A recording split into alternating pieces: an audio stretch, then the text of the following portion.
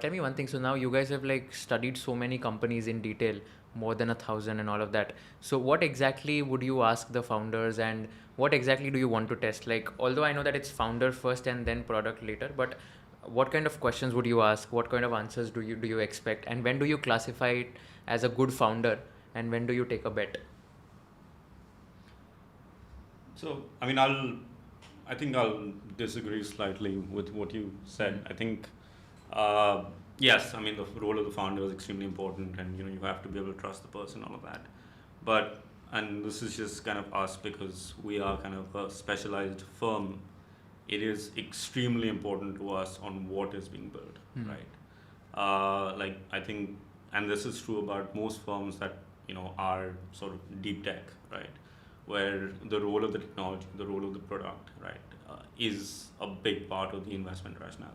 And given that our focus is sustainability, a really big focus area for us is figuring out that at scale, when it comes to climate, can this company actually make a difference, or is it like a very surface level kind of solution? What kind of companies have you guys invested in? And if you can explain, what do these companies exactly do? Sure. So as I was mentioning earlier, like one of our companies is a company called Indra Water, right, which focuses on wastewater treatment, right? So essentially is taking wastewater out of factories, kind of treating them and making it into a form that it can be safely disposed, right? Okay. That's one example, right? Another company that we have invested in is in a company out of the UK called Polymateria that has developed an enzyme that accelerates the biodegradability of plastic, right? So these companies, because we are again a sustainability focused fund, these companies are kind of focused on solving major climate issues, right? And similar, like just as we have our focus on climate, right? You have other funds that are focused on fintech or focused on consumers that have very specific mandates on what they want their companies to achieve, and it kind of depends on what the ethos of the fund represents. Right. And what kind of investments you guys have Yeah, done? so I think just to add to his point, I think fundamentally what I've seen in the successful companies are two things, right? One is the right team in the right market will give you the returns that a VC would desire, right? Any right team in a kind of a semi good market is also decent, but if it's not mixture of these in that matrix, if this anyway falls in the other side, that usually is not a desired kind of return that we have seen historically, right? Because at the end of the day, the VC business is the power law, right? Where your 80% of the returns are given by just 20% of the companies. So we have these two terms called founder market fit and product market fit. What it simply boils down to is whether this founder is right for the market that he's going to build in, and whether the product or the offering that he's offering has the potential to scale. Fundamentally, it just boils down to those two questions when we are entering it, right? And given these are in place, and there are various ways that we'll analyze whether the founders, how the founder has his past, on whether what kind of industries has he worked in. It need not be just a relevant industry experience, but also the insights and the amount of research that he has spent on this industry. Because some of our partners have spent like almost 17 years looking at one particular sector, so they have seen the entire sector evolve. So we do have like certain insights, and when we are looking at an entrepreneur, we will pose questions in such a way that we are trying to know whether he's knowledgeable or not. So it need not be you working in banking to build something in fintech. A banking person can always build like something in a consumer side or anything parallel as well, right? As long as he has that advantage of information, right? Which could be his own insights. Product market fit is largely the product offering that you're offering has the right pricing or the right focus that consumers or anyone is willing to pay. That's fundamentally it, and most of our investments are driven by that. Like so we've been in the country for about 17 odd years. Been investing since 2006. We have invested in about 140 odd companies. Wow. have like about 10 odd unicorns. Which one? right? Which one would these? So some of these will include Lenskart, FirstCry, Flipkart, Myntra. Then we have done Policy Bazaar, Bizongo. Then we have MyGlam and few others as well. Got it. Those are kind. That's impressive. And how big is the fund of? So today we are about $1.2 billion AUM fund. Oh, wow. Got it. Which is 9,600 crores. You can't roughly translate because Got it. different capital was raised at different points in time. So Okay, got the it. exchange rate wise could be like somewhere around 7,000 crore. Got it. So what is exactly like the meaning of AUM here? Like this is basically the capital deployed. So the capital deployed plus also we have this co-investments that we manage. So mixture Okay. of roughly the capital deployed is the So AUM. basically like 7,000-8,000 crore of rupees have been invested into invested different in companies. Yeah. Got it. And what would that number be for your funds? I think for us, we are a relatively new fund. Hmm. Started out in 2018. Hmm. We raised our first fund was about $40 million in size. Got it. That got fully deployed, and currently we're investing out of a slightly larger fund, Hmm. around somewhere between $50 and $100 million. Got it. So I think for us, we've invested about 35 odd companies so far. And which one would these be? Like some notable ones? I guess we have one unicorn in the portfolio. Which one? It's a company called Innovator. Hmm. It's you could call it. I mean, it's focused on the US market. Hmm. They work in the healthcare space. So it's Okay. a SaaS solution. Works with healthcare in the healthcare space with providers in the US Hmm. largely. So yeah, we were very early on over there. Another company that we've invested in that's doing quite well is a company called Mintok, which is in the payment space. So they provide solutions to banks who then offer them on to their merchants.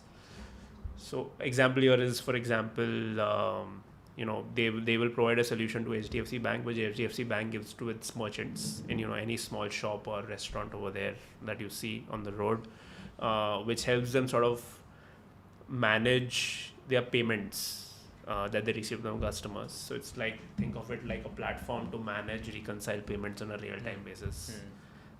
It's an add-on to what a bank used to do before. So the banks used to generally provide only POS solutions. They used to provide that credit card reader. So this is a way for the bank to become more sticky with the merchant. So that's what they do. They've been around for 3-4 years now, and they've raised multiple rounds of capital. They're doing very well, working with some of the largest banks in India. So I think those two are the ones that are doing quite well for us. There are other ones also, but they are quite young right now, I would say. But historically, we've focused a lot on SaaS and fintech as two areas from Fund 1 largely. We're a very young fund still. But now slowly and surely we are increasing our focus on other sectors. I would say, so the way we think about it is we are an enterprise, we are a fund that invests in enterprise focused companies, meaning that these are entrepreneurs who are building businesses to sell to other businesses, not really the final customer. Is there any reason for not focusing on B2C versus focusing only on the B2B side? I mean, to my understanding, there are 2-3 reasons. One is that as a new fund, I think every fund has a story of why they are supposed to exist and why they are investing in a particular space. You should also remember or sort of keep in mind that we also have to raise money from investors, right? So people typically ask you why they should give you money. Like we ask founders why we should give you money, right? So GP market fit. Sorry. There's a GP market fit. Yeah, GP market. Yeah, so you need to have a clear story about why you're the right people to invest, to manage that capital. And funds typically try to differentiate.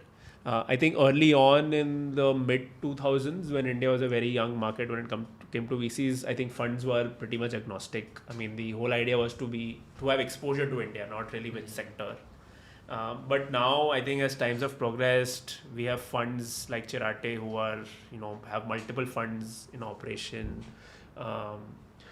we have a lot of large global VCs also. It becomes it's become now very important to differentiate, meaning that to have some sort of focus, which would enable you to raise capital. So that is one reason why funds choose to focus on certain sectors. Secondly, in my personal opinion, when you're starting out as a fund, a lot of funds start out with B2C investments because those get the maximum amount of press. So B2C investments are very media friendly, right? These businesses are typically easier to understand. I mean, customers have touch points. For example, if I were to say that I'm a new fund, I'm investing in a Zomato, people would typically get it very quickly.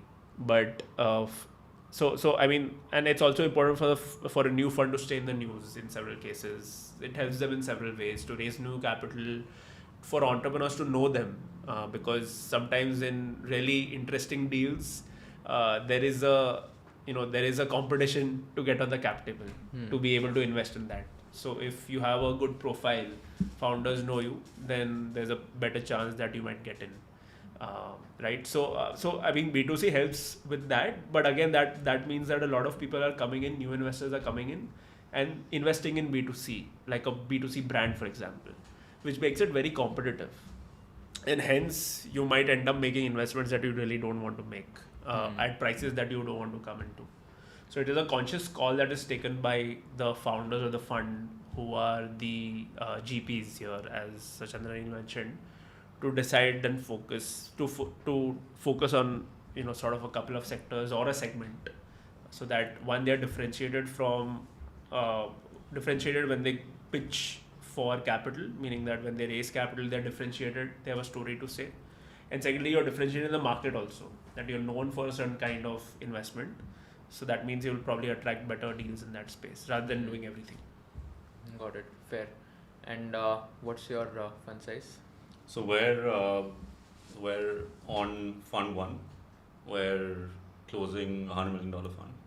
Got it. 800 crores. 800 crores. Why is it that every VC fund talks in millions of dollars only? Like whenever you also invest, it's like $1 million, $2 million.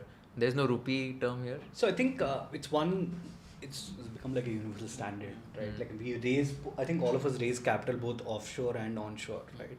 And it's become easier if you just have one denomination, right? And with the fluctuating in kind of this whole parity of this, right? It becomes easier if you just put a USD at the time of closing, so you have like a fixed USD. And when you showcase to foreign LPs, they would ideally struggle converting it. So it's better to just have a common denomination. I think that's that's also right. If you learned something new from this video, do share it with your friends and subscribe to this channel so that we can bring you the best content possible. Also, if you want to watch this entire episode, click on the link in the description box and you can go to Kushal Lodha YouTube channel and watch the entire podcast episode. Thank you so much for watching this and have an amazing day.